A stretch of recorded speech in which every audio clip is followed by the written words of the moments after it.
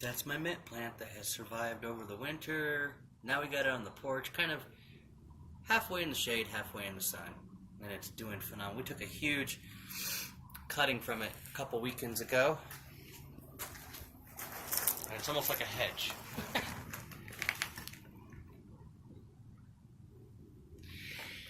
Over here we have Mama's flower plant. Or I should say, her flower pot. I planted some cosmos in there. There's some blue lobelia. It's just beautiful.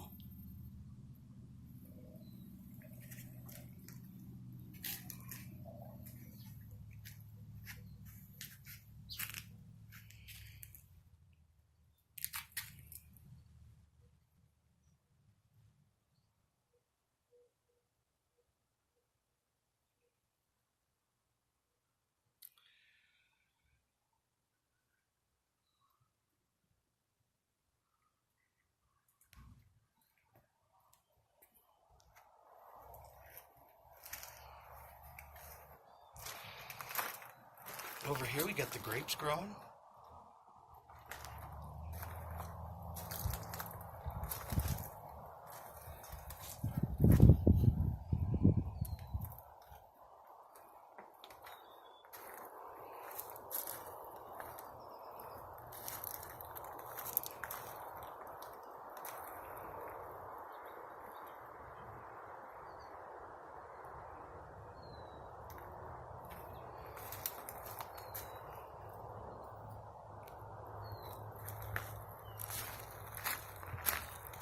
Now we're gonna go see how the shade garden's doing.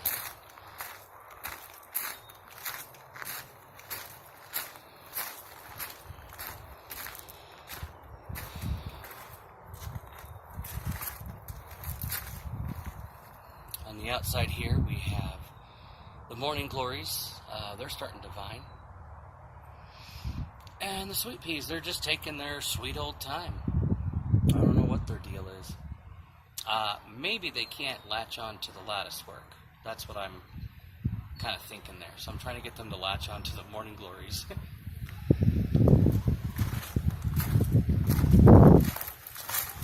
Yeah. There it is. You can see that one there, just getting started. And there's one over there.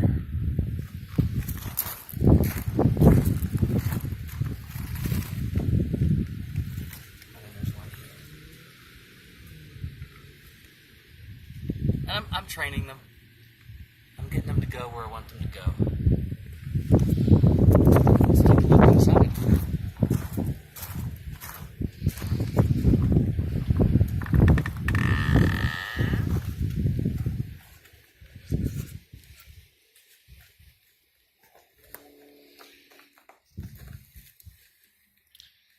These are my bok choy. Right here is bok choy. I've had to start tying them up because they're just so huge. And on the sides here we got the red romaine. We eat a lot of salad now and a lot of bok choy. It's really good, chock full of nutrients. Look at those.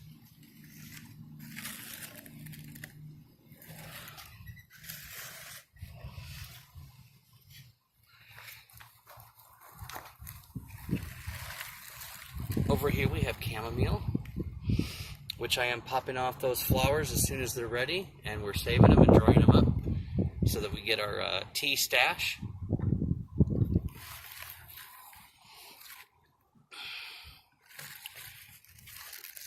Oregano.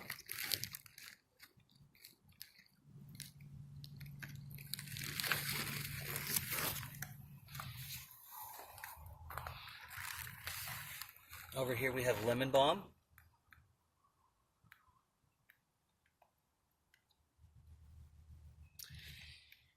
And over here we have lavender. I just cut a bunch of flowers off, same thing, drying them out.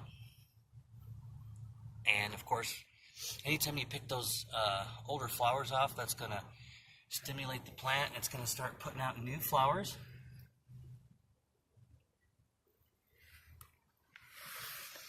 This is the other side where the sweet peas and morning glories are at. I just want them to climb and start flowering.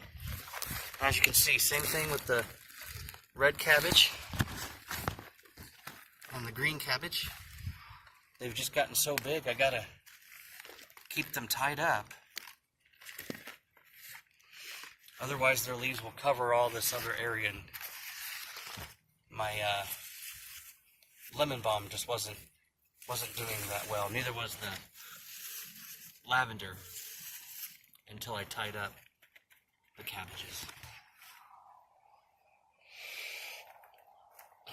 This is kind of a miracle cherry tomato.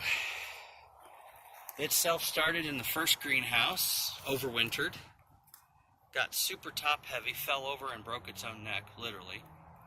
I cut it back, it came back some, and then I dug it up, put it in the second greenhouse. And then, well, it got overshadowed by the broccoli that was in there and by the cabbage that was in there. And it just didn't fare too well, so when I started planting these other tomatoes, I went ahead and planted this one right here at the edge. And it's been giving us quite a few cherry tomatoes. I mean, we got new flowers on here every single day. I had a friend of mine try some of these. She said it tasted like sugar. They're so good. I'm growing a lot of tomatoes, but I am not a grocery store tomato fanatic. To me, it tastes gross. But these tomatoes, they taste phenomenal. So it looks like I got the mix right, the soil right. You can see there's tomatoes right there. Those beautiful tomatoes. Wonderful little salad tomatoes.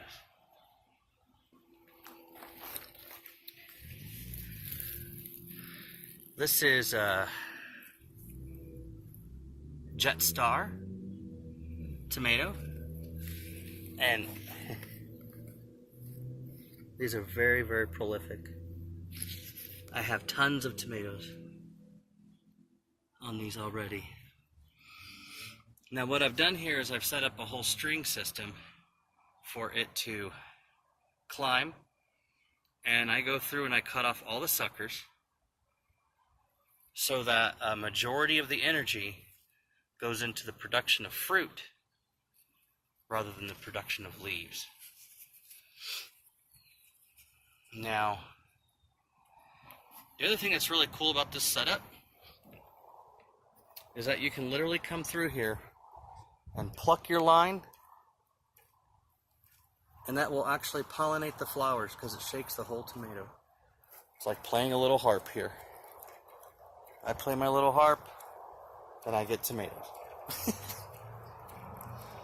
It's crazy, but it's working.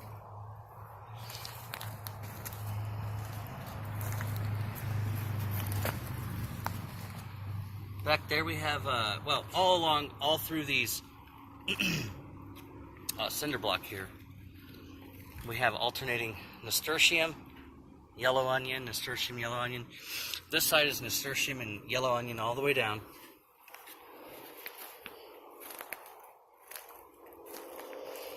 Oh, and then of course we also have peppers, and they have started flowering as well. Doing very nicely. They've really taken off recently.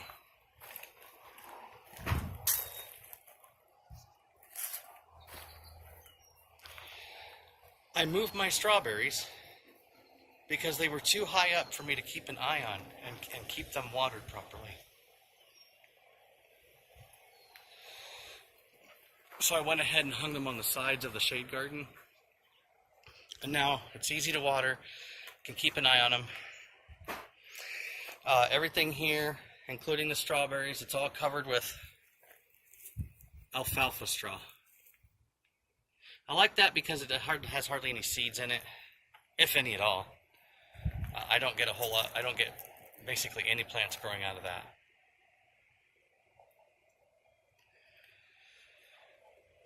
So we got like 12, 15 strawberries grown in here. Originally I'd bought 25 bare root, and that just didn't work out too well. Some survived, but most died. Over here we got our beans taken off.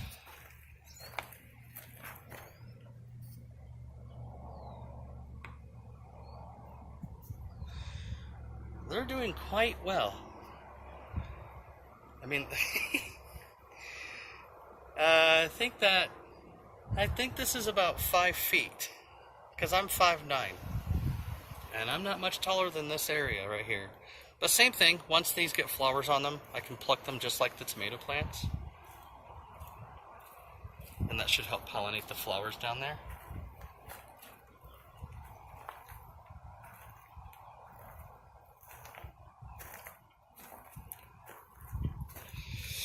Over here, we have one Roma. The last 2 growing seasons, my Romas have died. Not really sure why. But this definitely does not look like it's going to die. So, man, these are growing fast. This one right here, I think on Monday that was like 1/4 that size. So look at the size of that. If I can get a better picture. Okay. That was... trying to get a... here we go. That was about that big on Monday. And now it's that big. Now, for the most part, you're not supposed to really sucker too much off of a Roma since it's a determinate. But on this bottom part here, I do. And I'm not going to sucker every I'm not going to take every sucker off, but I'm going to be very, very discriminate about which ones stay on and which ones don't. Basically, the idea is going to be to make sure there's plenty of air in here, plenty of air circulation, and plenty of light getting through, and I'm just not going to let it completely bush out and go wild and crazy. And I think it's going to be very, very productive. Pretty much the same thing over here. I do have a Sevilla plant right there, and it was doing really well, and it just started to die out, and now it's coming back. And I really think, again, it was because of these cabbage leaves just covering everything and keeping it too moist. And now it's getting that full sun, and all that right there is brand new growth in just like the last 3 days. It just exploded with growth. Along here, same pattern, nasturtium and onion, except on this side, it's red onion. And then we have, these are eggplant. These are Black Beauty, the big bell-shaped eggplant. We have 4 of those. And then 1, 2, 3. And then this is the Japanese style eggplant, which is, they're also black, but a bit more elongated. It's almost like a black banana. Down here, so you can see this division here. So between these 2 pillars, these are canning cucumbers that are making their way to the trellis. And once they get up that, they're going to meet the lattice work, and we should be having fruit hanging on the outside. We'll see. These are orange honeydew melons. We grew these last year, got them from Sprouts. When we got the organic orange honeydew melons over there, they're kind of like a cross between cantaloupe and honeydew, and they are so sugary sweet. They taste wonderful. So I'm really hoping to get some amazing production out of them this year with all this formulation that I've been trying with the soil. These here are our zucchini. We had 2 zucchini last year. They did fairly okay. But this year, out of all that I planted, it looks like about 4 have come up, and that's fine, because that's going to produce a lot of zucchini. Basically, it's a zucchini plant for everyone in the house. And last but not least, these are cucumbers as well, but they're primarily for salads. So these are your fresh salad cucumbers that I'm growing here. Alright. We're going to take a step out.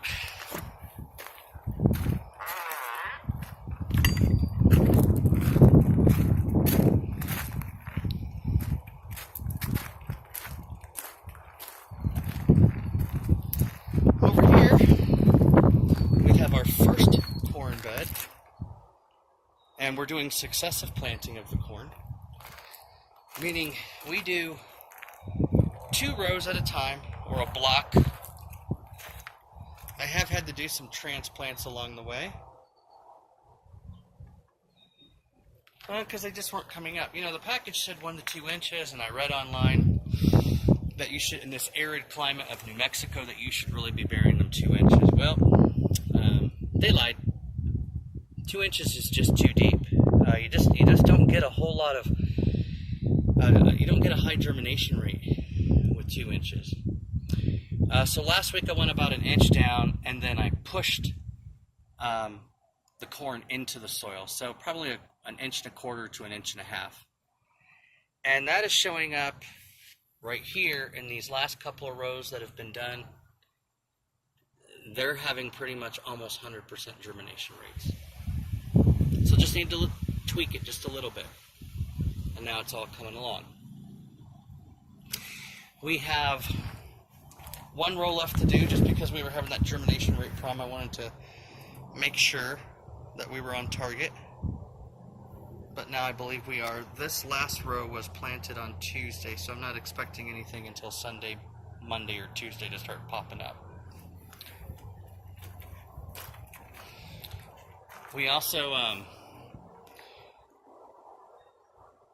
did a lot with this tree a couple weekends ago. Went ahead and really cleaned it up. We could not walk through here before, but now walking through here is a breeze. And it still maintained a good shape.